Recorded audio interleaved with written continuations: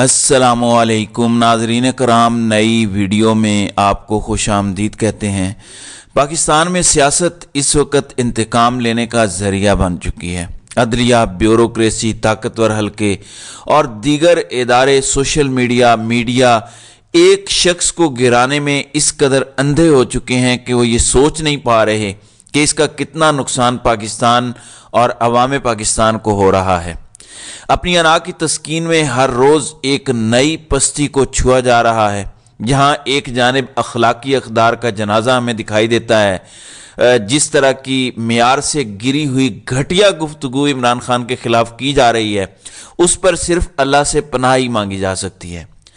وہیں دوسری جانب عدالتیں اور منصف جو انصاف کی کرسی پر بیٹھے ہوئے ہیں، وہ بھی طاقتوروں کی نوکری کرتے دکھائی دے رہے ہیں، جبکہ وہ طاقتور جن کا کام ملک میں آئین اور قانون کو لاگو کرنا ہے، وہ کسی بھی آئین اور قانون کو اپنے اوپر لاگو نہیں سمجھتے، وہ کسی بھی آئین اور قانون کو نہیں مانتے۔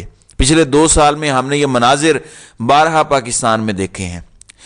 ناظرین اکرام، اگر عمران خان کی بات کی جائے تو اس قدر 1 سال میں عمران خان پر کیسز کیے گئے ہیں کہ روزانہ سوچنا پڑتا ہے کہ آج عمران خان کا کون سا معاملہ عدالت میں زیر سماعت ہوگا اور کہاں پہ لگا ہوگا۔ عمران خان کے کچھ کیسز تو اڈیالہ جیل کے اندر سنے جا رہے ہیں، کچھ اسلام آباد ہائی کورٹ میں زیر سماعت ہیں۔ اب اسلام آباد ہائی کورٹ کی بات کی جائے تو جسٹس عامر فاروق کی فوراً یاد آ جاتی ہے۔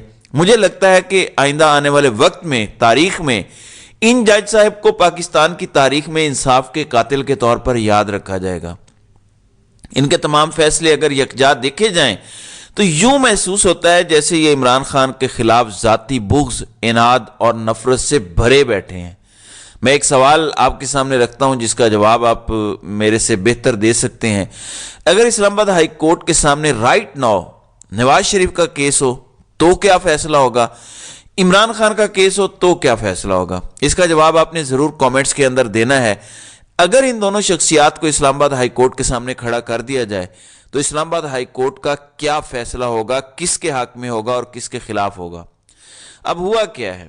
ہوا یہ کہ جسٹس عامر فاروق کی عدالت کے اندر کیسز آتے ہیں۔ ایک تو عمران خان کا کیس یہ خود سنتے ہیں، انہوں نے اپنے اوپر یہ فرض کیا ہوا ہے کہ یہ کیس کہیں لگنے نہیں دینا، حالانکہ عمران خان کی جانب سے کئی بار کہا گیا کہ وہ کیسز ان کے نہ سنیں۔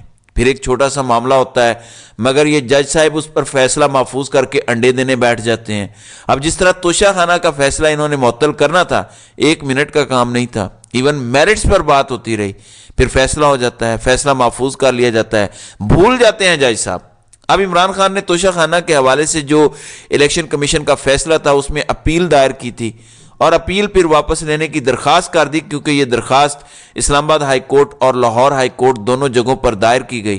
عمران خان نے 21 اکتوبر 2022 کا فیصلہ چیلنج کیا تھا۔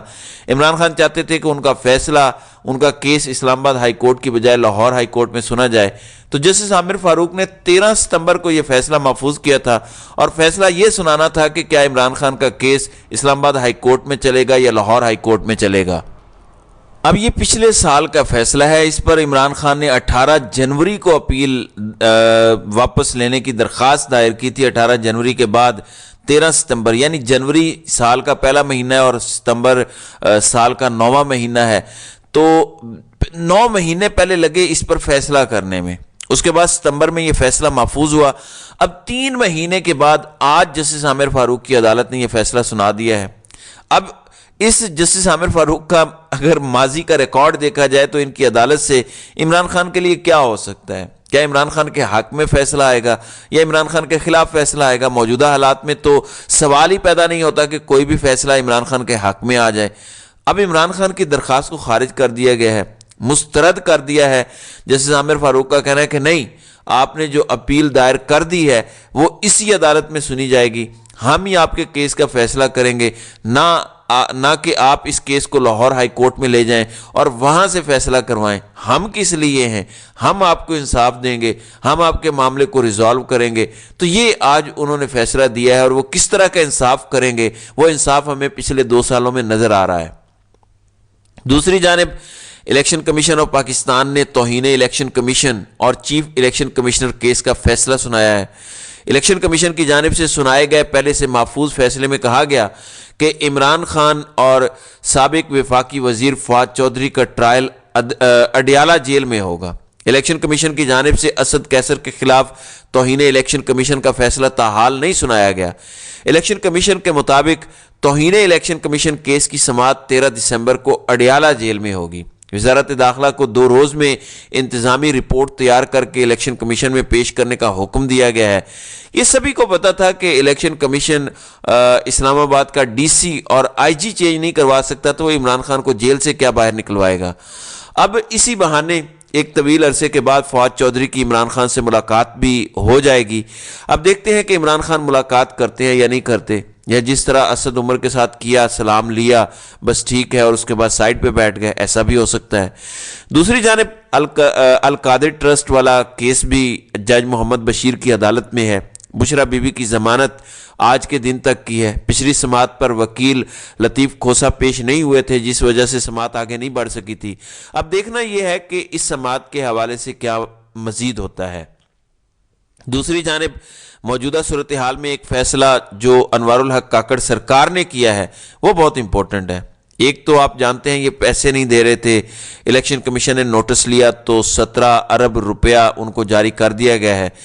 دوسری جانب الیکشن کمیشن نے فوج کی ڈیمانڈ کی ہے اور خط لکھا ہے اور بتایا اور کہا ہے کہ ہمیں بتایا جائے، کیونکہ الیکشن کے اندر فوج کو تعینات کرنا ہے۔ اب 2.5 لاکھ سیکیورٹی اہلکار چاہیے الیکشن کمیشن کو الیکشنز کروانے کے لیے۔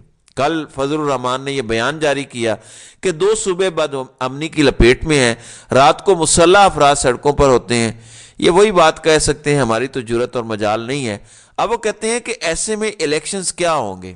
اب وہ جو 2.5 لاکھ سیکیورٹی اہلکار آپ نے دینے ہیں، اور عرفان قادر ٹی وی پر بیٹھ کے بتا رہے تھے کہ کوئی چیز امپورٹنٹ نہیں ہے، ہر چیز نیشنل سیکیورٹی اور نیشنل انٹرسٹ کے حساب سے دیکھی جائے گی، تو نہ کروائیں الیکشن، نہ بنائیں پارلیمنٹ، نہ لے کر آئیں وزیر اعظم۔ موجودہ ارینجمنٹ شاندار چل رہا ہے۔ اب خبر یہ ہے کہ انتظام اور فیصلہ ہو گیا ہے انوار الحق کاکڑ کا، لیکن کل سرپرائز آئے گا اور کل وہ بتائیں گے کہ ہم آپ کو سیکیورٹی اہلکار دے سکتے ہیں یا ہم آپ کو سیکیورٹی اہلکار نہیں دے سکتے، اور اگر دے سکتے ہیں تو کتنی بڑی تعداد میں، اور الیکشن ہونے کے حوالے سے یہ فیصلہ بڑا امپورٹنٹ ہوگا۔ پھر ناظرین اکرام، کل 7 دسمبر کو وہ جو 17 کے قریب درخواستیں آئی ہیں عمران خان کے خوف سے کہ الیکشن کو ملتوی کیا جائے، اس پر الیکشن کمیشن سماعت کرنے جا رہا ہے۔ اطلاعات تو یہی ہیں، تو کیا الیکشن کمیشن ان درخواستوں کو خارج کرے گا؟ کیا الیکشن کمیشن ان درخواستوں کے ساتھ پروسیڈ کرے گا اور یہ کہے گا کہ وہ بالکل درست ہیں اور حالات ایسے نہیں ہیں کہ ہم الیکشن کروا سکیں؟ حالات ایسے کیسے ہوں؟ ایک تماشا لگا ہوا ہے۔ ڈی اے پی کھاد ہے، یوریا کھاد ہے، ذرا اس کی قیمت جا کے لوگوں سے پوچھیں، اور ان سے پوچھیں کہ کسانوں کے ساتھ کیا ہو رہا ہے، جبکہ محسن نقوی سرکار ٹی وی پر بیٹھ کے اپنی میڈیا مینجمنٹ کے ذریعے کہہ رہے ہیں کہ پنجاب کے اندر دودھ اور شہد کی نہریں بہہ رہی ہیں۔ تو یہ حال ہے کسان بیچاروں کے ساتھ کیا ہوا کہ جب ان کی چاول کی فصل آئی، جب ان کے بیچنے کی باری آئی تو آپ نے اس کی قیمت ہی گرا دی۔ پھر اکبر ایس بابر نے تحریک انصاف کے انٹرا پارٹی کالعدم انتخابات کالعدم قرار دینے کے لیے الیکشن کمیشن سے رجوع کیا اور ساتھ ہی کہا کہ آپ دوبارہ سے الیکشنز کروانے کا حکم دیں۔ آپ کون ہیں؟ بیگانی شادی میں عبداللہ دیوانہ والی بات ہے۔ اب کیا یہ تحریک انصاف کے رکن ہیں؟ تحریک انصاف نے تو کل ان کے متعلق بتا دیا تھا کہ ہم نے ان کو نکال دیا ہے، اور انہوں نے کہا کہ یہ تو ٹاؤٹ ہیں۔ پھر یہ کہا کہ تحریک انصاف کو الیکشن سے باہر رکھنے کی جو سازش ہے، اکبر ایس بابر کو اس کے لیے لانچ کیا گیا ہے، لیکن آج حکومت کے اندر سے آواز آئی اور کنور دلشاد جو پنجاب میں نوازے گئے ہیں اور ان کی موجیں لگی ہوئی ہیں محسن نقوی سرکار کے ساتھ، وہ بھی مان گئے ہیں کہ انٹرا پارٹی الیکشنز کو چیلنج کرنے کے لیے پارٹی کا بنیادی ممبر ہونا ضروری ہے۔ اکبر ایس بابر پاکستان تحریک انصاف کے ممبر نہیں ہیں، سو ان کے اس ریفرنس سے کسی کو گھنٹہ فرق نہیں پڑے گا، لیکن سکندر سلطان راجہ اور الیکشن کمیشن کچھ بھی کر سکتے ہیں۔ یہ عمران خان کی دشمنی میں انتہائی لو لیول پر بھی گر سکتے ہیں۔ تو ناظرین اکرام، آپ کی اس ویڈیو کے حوالے سے کیا رائے ہے؟ آپ اپنی رائے کا اظہار کامنٹ سیکشن میں ضرور کیجیے گا۔